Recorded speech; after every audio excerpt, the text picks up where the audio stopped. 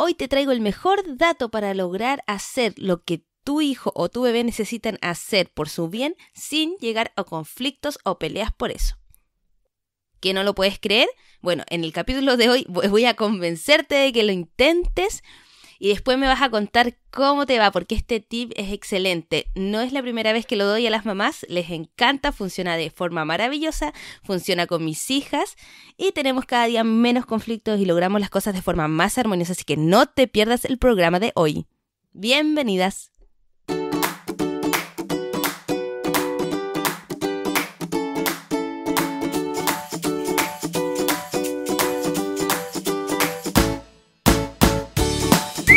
Hola, ¿cómo están? ¿Cómo están? Hoy yo hace mucho tiempo que no grababa un capítulo, la verdad es que estaba un poco ocupada en mi casa, mis hijas entraron al jardín, yo sé que ustedes me entienden, fue una época de transición, estaban construyendo al lado de mi casa, así que fue terrible, había mucho ruido, así que bueno, aquí estamos.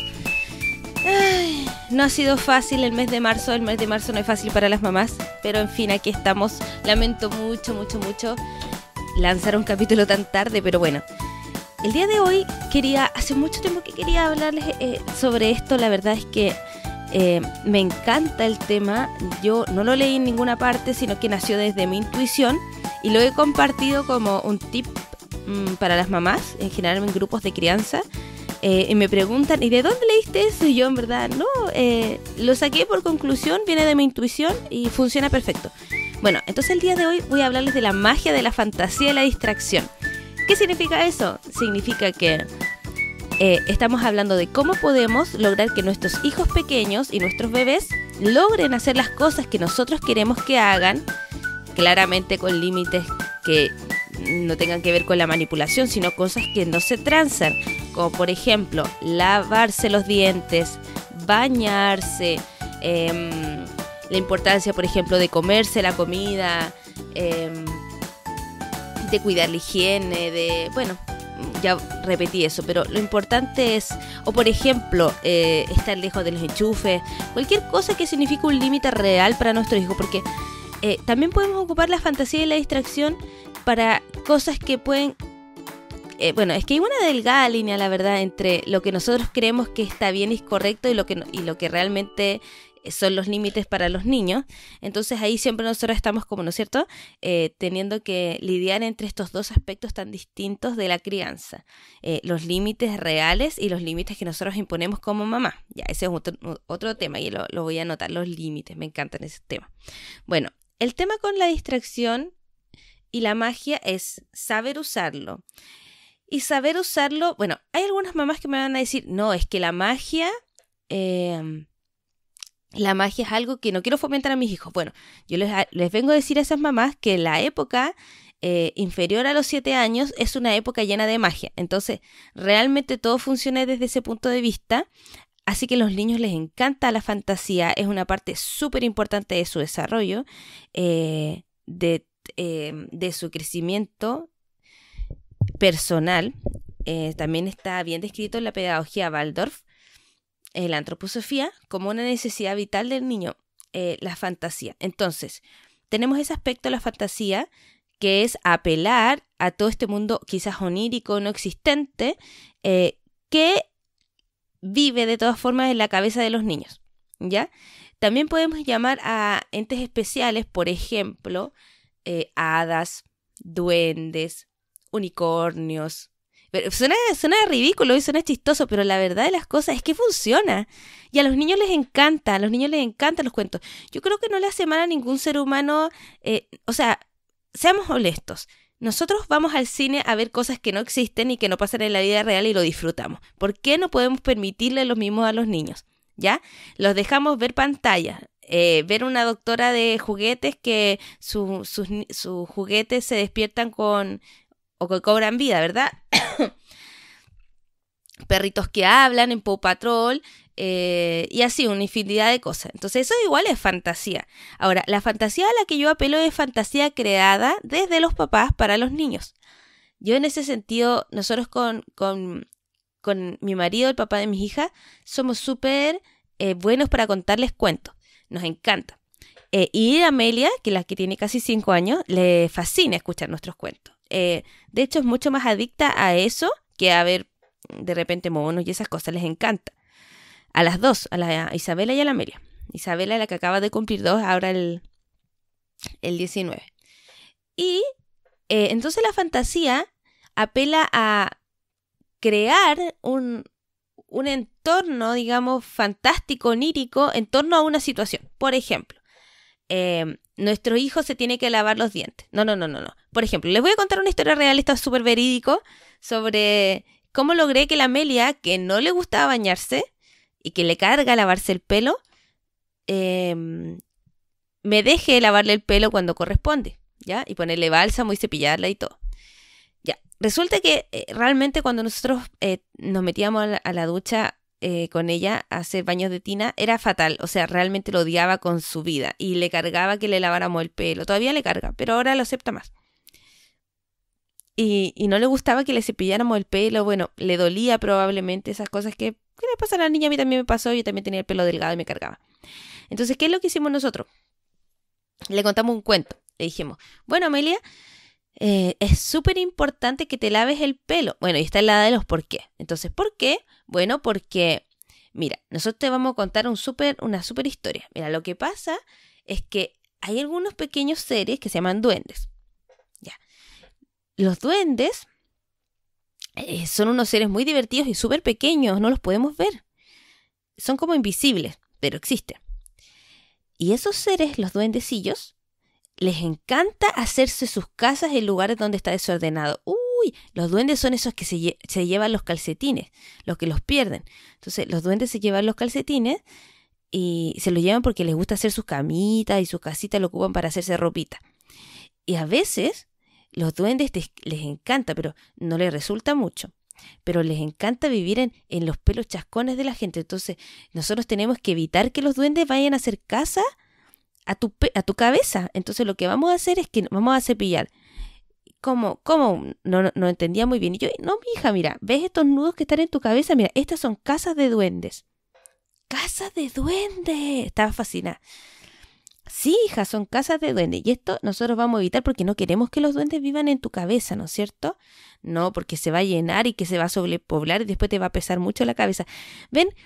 Al finalmente le contamos todo un cuento alrededor que la distrajo un poco, le pareció súper entretenido y la convencimos de una forma muy amigable y cercana a ella. No estamos, digamos, hay una línea fina entre convencer y obligar, ¿ya? El convencimiento pasa porque damos argumentos razonables, ¿no es cierto? Yo creo que basta simplemente con haberle contado una historia simpática, una historia simpática. Aquí la fantasía no es un recurso que yo quiera que ustedes usen diciendo viene el monstruo, el viejo del saco, porque eso igual es fantasía, digamos, pero una más fantasía que tiene asociada un episodio de miedo y de consecuencias muy negativas. Entonces no vamos a decirle, si no te acuestas va a venir el viejo del saco y te va a llevar. No estamos hablando de eso, estamos hablando de fantasía moderada y que apela a la positividad y a algo simpático, a la simpatía, ¿ya? No es para causarle miedo al niño, es para causarle asombro al niño y que el niño esté mucho más propenso a hacer cualquier cosa. Entonces, por ejemplo, nosotros hemos contado la historia y mezclamos fantasía con realidad. Por ejemplo, que es súper importante lavarse los dientes porque no sé, le contamos una historia de una niña, que no es mentira, digamos, pero le contamos la historia, por ejemplo, un cuento de la niña que nunca se quería lavar los dientes y que solo comía dulce. Entonces, ¿qué le terminaba pasando a esa niña? Le terminaba pasando que se caían los dientes porque sus dientes estaban llenos de caries, porque no se los cuidaba, cosa que en parte no es mentira, es verdad. No la queremos asustar, queremos prevenir una situación, ¿no es cierto?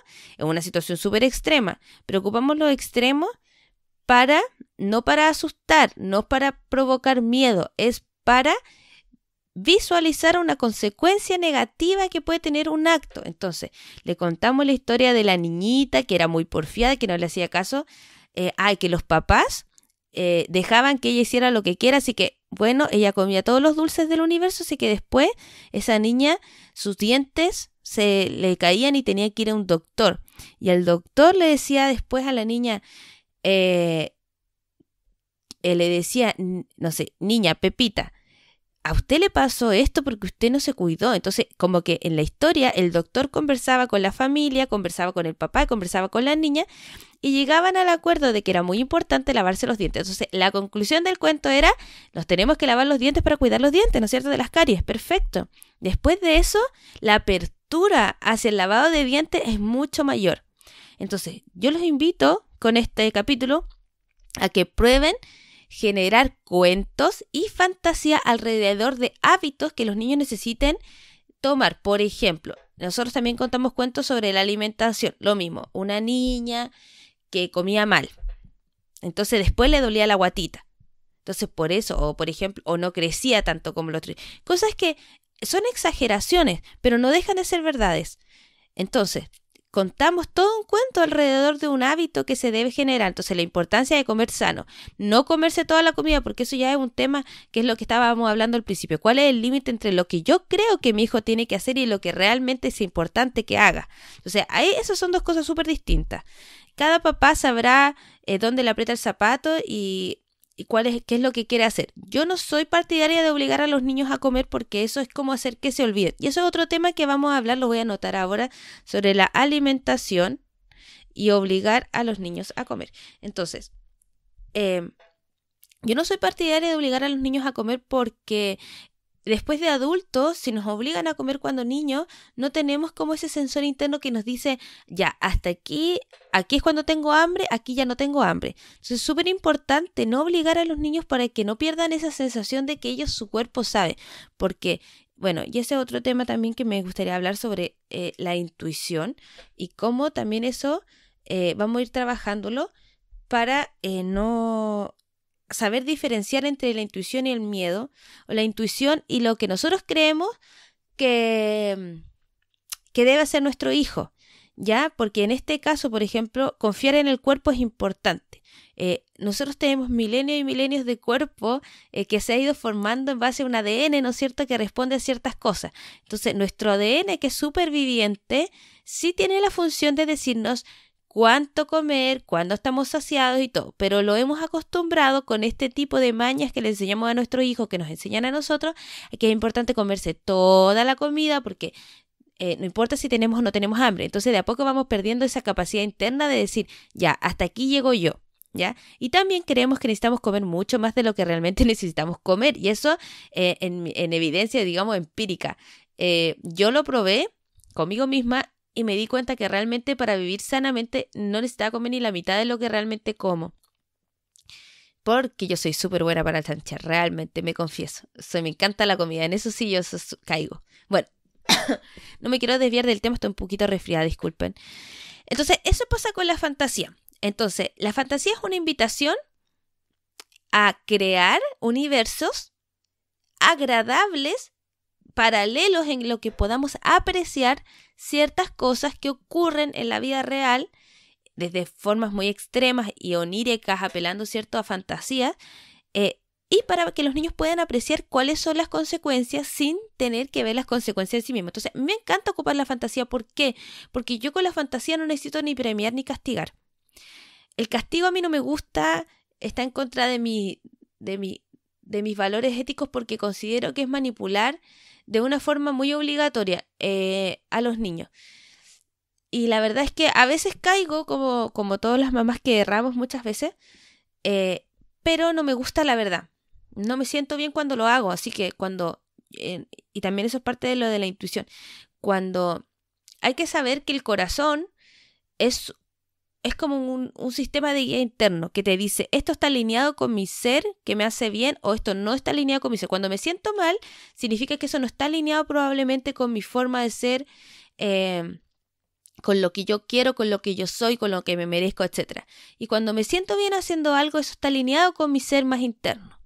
Entonces, cuando nosotros hacemos algo personal o como madres o padres, es súper importante tener en cuenta este sistema de guía interno que de verdad es una brújula maravillosa a la que hay que hacerle caso. Entonces, cuando hacemos algo y nos sentimos mal, claramente hay un conflicto interno que nos está provocando esa situación. Entonces, bueno, y en todo esto hay sutilezas, pero lo importante de esto es que el castigo es una forma que a mí no me agrada personalmente. Encuentro que es una forma de manipular a los niños de forma muy agresiva, muy violenta un poco, muy fuerte, invasiva, de generarles como un último recurso. Yo lo ocupo como un último recurso cuando necesito hacer algo muy rápido o cuando, en verdad, y al final igual me arrepiento, así que mis castigos no valen hongo. Honestamente, yo soy pésima para poner castigo. No me sirve. Yo prefiero apelar a la fantasía, a lo positivo, la verdad. Entonces, la fantasía se ha convertido en mi mejor amigo. Y en ese sentido, por ejemplo, les cuento personalmente que mi marido, por ejemplo, ha tenido muchas dificultades con eso porque, por ejemplo, que él tiene facilidad para contar muchos cuentos y cosas fantásticas y todo. Pero esa es una cosa, es como la historia. Pero cómo aplicar las historias para que nuestro hijo haga lo que nosotros necesitamos que hagan. Esa es otra muy distinta. Entonces, él tenía la maña de, por ejemplo, decir que no por decir que no. Entonces, ese es otro problema. Los no. De repente no nos damos cuenta, como papás, cuántas veces decimos que no y por qué decimos que no. Entonces, de repente es no. ¿Y por qué no? Porque no. Chuta, yo creo que eso cualquiera lo deja así como súper desganado, es como súper desalentador para cualquier ser humano escuchar un no, porque ni siquiera te dan la opción de escuchar el por qué. Entonces, es importante explicarle a los niños por qué decimos que no y que nosotros también tengamos claro cuál es la base que sustenta nuestro no.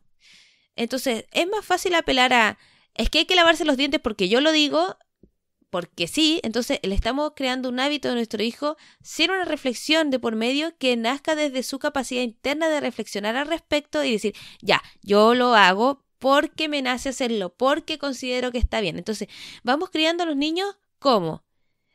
Enseñándoles a obedecer las órdenes de los demás porque sí, de forma automática, o lo estamos haciendo desde una capacidad interna de reflexión sobre qué es lo mejor para mí. Son sutilezas que realmente se transforman en algo muy importante cuando nosotros somos adultos.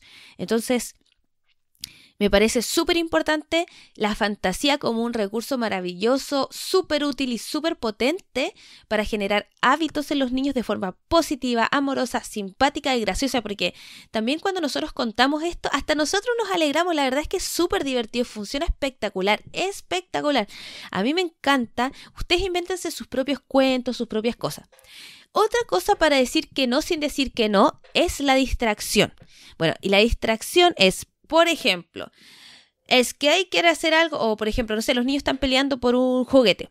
¿Cómo podemos hacerlo para que no estén peleando sin decirles, no peleen? Porque ustedes no sé si saben, pero los cerebros no entienden los no. Entonces, no peleen y tú luchas, tu cerebro peleen o pelea. Entonces se sigue concentrando en el foco de lo que está sucediendo, que es la pelea. Entonces la distracción funciona como un excelente recurso. Así, por ejemplo, están peleando por un juguete. Ok. ¿Qué es lo que está sucediendo? No, es que la Isabela me tiene que no, es que la ame, bueno, no sé qué. Tomas a alguno de tus dos bebés al que consideres que puede estar más abierto a una distracción. Y ahí puede ser tu bebé pequeño, tu bebé más grande. Y ahí es tu súper de la decisión del momento, porque un bebé pequeño tú puedes distraerlo más fácilmente, pero a un niño grande tú también puedes contarle un cuento más fácilmente. Entonces, cualquiera de las dos opciones funciona espectacular. Entonces ya hay opción del cliente. Pero, por ejemplo, tomas a tu niña grande y le dices, oye, Ame, ¿por qué no vienes conmigo? Y cuéntame, ¿sabes que no hemos hablado en el día de hoy de cómo te fue en el colegio? ¿Me puedes contar? No, es que no estoy peleando. Oye, pero ¿sabes que yo he estado todo el día en el trabajo? ¿Sabes qué me pasó? Me pasó que estaba caminando y de repente pasó una micro y pasó por un charco y me mojó la ropa. Y suficiente para distraerla. Contar una anécdota personal realmente a mí me funciona maravilloso. La Amelia se distrae súper rápido del conflicto y saca el foco de ahí. Entonces, esto es un aprendizaje para nosotros papás muy importante para la vida. Cómo nosotros prestamos atención a ciertas cosas de la vida. Yo me estoy leyendo un libro maravilloso que se llama Un curso de milagros. Fácil, ¿ah? Porque realmente no me estoy leyendo el curso de milagros porque es un mamotreto un poco grande, pero me estoy leyendo la resumen que se llama Un curso de milagros, entre paréntesis fácil, que es maravilloso. Y habla de eso justamente, se los recomiendo, es fantástico. Habla de cómo nosotros vamos creando, una realidad de lo que nosotros percibimos del mundo en base al el foco en el que nos centramos. Por ejemplo,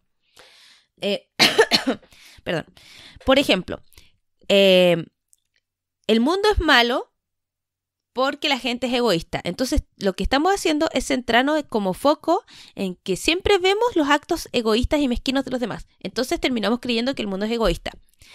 Otro foco, el mundo es empático y solidario. Entonces, por ejemplo, a mí me pasa que hay mucha gente que dice, no sé, que hay un conflicto con la inmigración en Chile súper potente hoy en día. Hay mucha gente opinando distintas cosas y en general hay dos facetas. La gente que es como muy destructiva en ese sentido, que dicen, no, es que esta gente, y en el fondo habla puras cosas malas de los inmigrantes.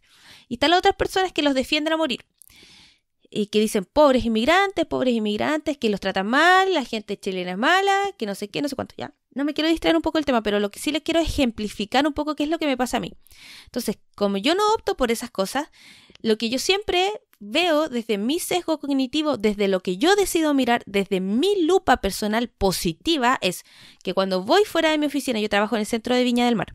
Entonces, cuando yo salgo de mi oficina, siempre hay, por ejemplo, un inmigrante vendiendo Super 8 afuera. Y lo sé porque siempre está cantando una canción que aquí no se canta, ¿ya? Y en un idioma que yo no conozco. Entonces está cantando, que me encanta él, me encanta. Y siempre yo lo veo positivo cantando. Y canta mientras vende su Super 8. Es una cosa como bien súper folclórica, me encanta. Después veo, por ejemplo, no sé, un venezolano o un colombiano, que siempre uno lo nota por el acento, conversando de la vida con un vendedor y echando la talla o la broma, como se dice. Ayudándose, otro ofreciéndole la silla. Entonces lo que yo veo es que realmente la gente es súper buena y que los otros episodios en que uno sí ve violencia son episodios aislados. Entonces, no me quiero ir de fuera del tema, pero lo que yo les quiero decir es que la realidad que ustedes ven del mundo nace de mi lupa personal sobre qué es lo que yo deseo mirar del mundo, a qué le presto atención. Entonces, ¿cómo vamos formando esa lupa y ese sesgo cognitivo en nuestros hijos que sea positivo?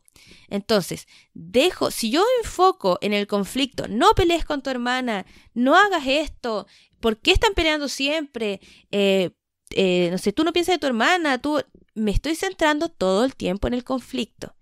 Pero si yo ocupo la distracción y lo saco de ese centro, lo que le estoy enseñando a mi hija, que lo que le estoy transmitiendo a mi hija es que pase rápidamente por lo que no le gusta.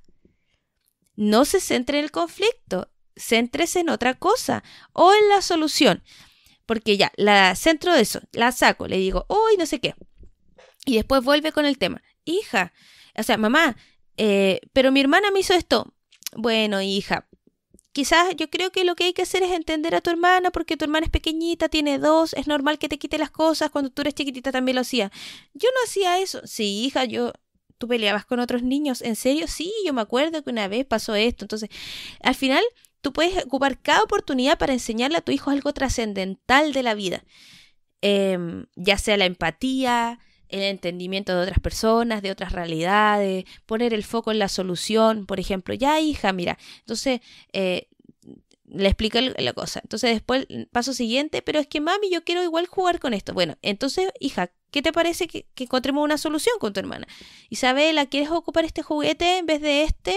O ¿qué tal si tú quieres jugar con otro? ¿O qué tal si se turnan? Ya, perfecto. Entonces, ¿qué hicimos? Distrajimos, sacamos el foco de la atención en la pelea, bajamos el nivel de intensidad de la emoción, superamos un poco ese proceso y después aportamos a la solución del conflicto.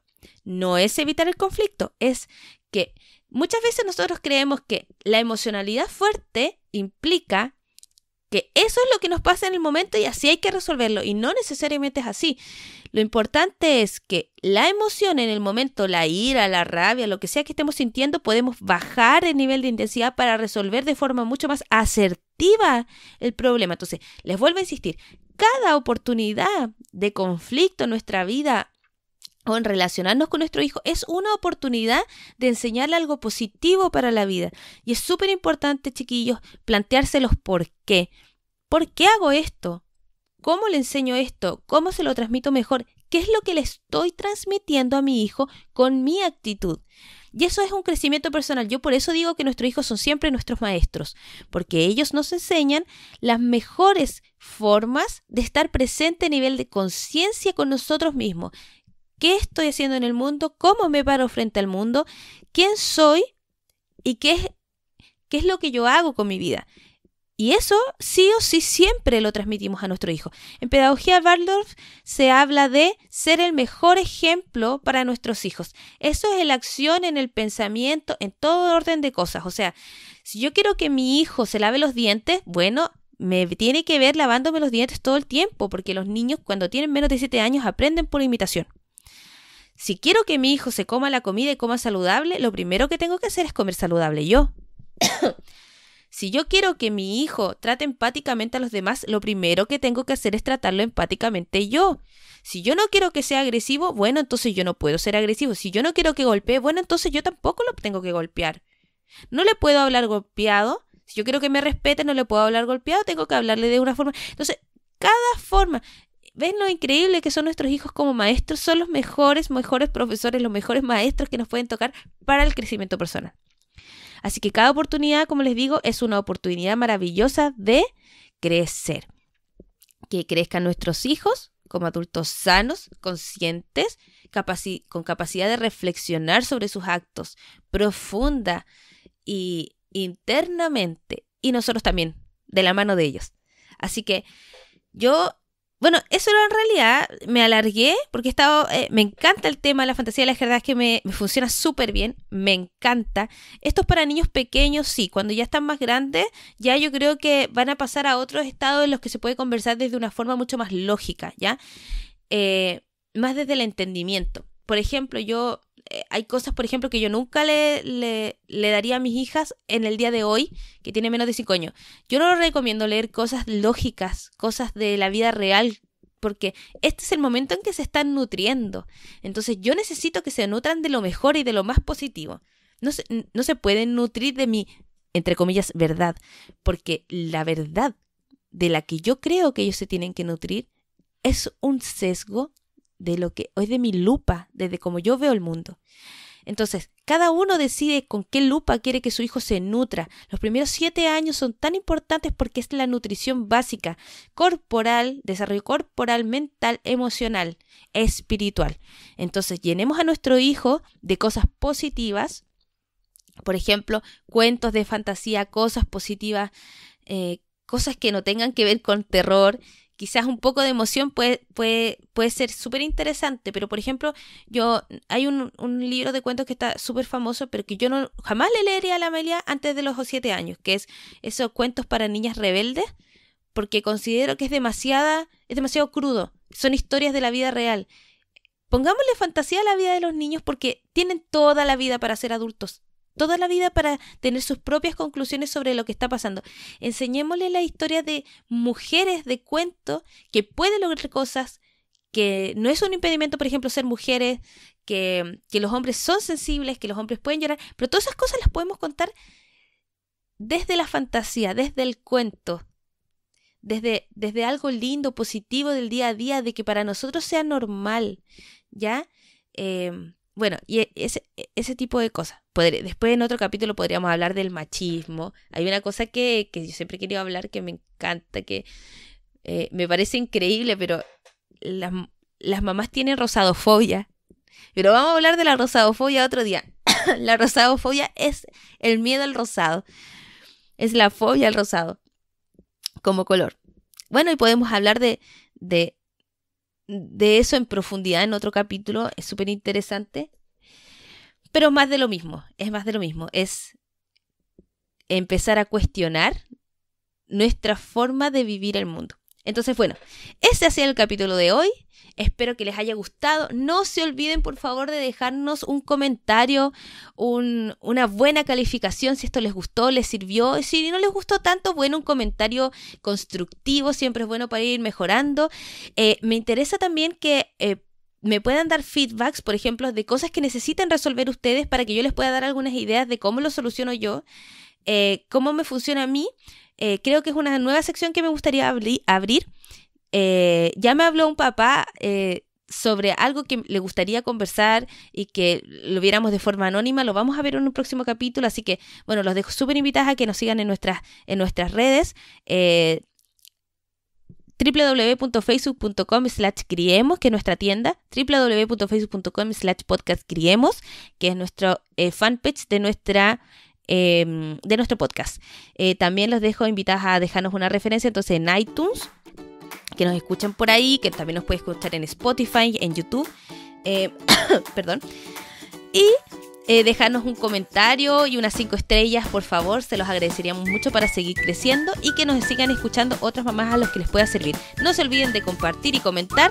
Les dejo un beso grande y nos vemos en un siguiente capítulo. Déjenme por favor sus comentarios de qué les pareció, qué temas les gustaría que tratáramos una próxima vez, o escríbanme un mensaje interno para hablarme de su problema y cómo podemos dar luces de lo que puede estar sucediendo o cómo podemos ayudarles un poco más a resolver sus cosas personales internas, sus conflictos con sus hijos, sus cosas de la vida familiar. Les dejo un beso grande, ¡mua!, un abrazo gigante, muchas gracias por escucharnos y nos vemos en una próxima oportunidad. Esperamos que esto sea súper útil para ustedes. Un beso.